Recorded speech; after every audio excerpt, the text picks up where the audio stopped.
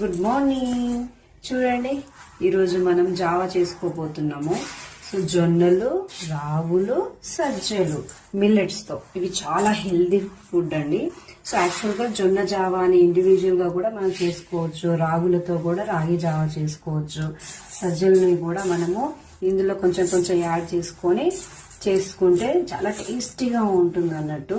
చాలా healthy food అండి ఇది. సో రాగులని ఇంకా సజ్జల్ని ఇలా మూడింటిని మిక్స్ చేసి నేను జావా చేస్తాను. ఇవి ఇండివిజువల్ గా గ్రైండ్ చేసుకున్నాను. నేను ఈ మూడింటిని ఇట్లా మిక్స్ చేసుకున్నానండి జావా చేసుకోవడానికి. చూడండి మనము కొంచెం అది పొంగు వచ్చేదాకా హై ఫ్లేమ్ లో ఉంచి ఇలా ఉడకనివ్వాలి. తర్వాత ఫ్లేమ్ తగ్గించేసి ఇక వదిలేస్తే కొద్దిసేపు అది ఒక పావు గంట అలా ఉడుకుతుంది.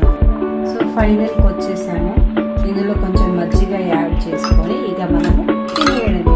So morning healthy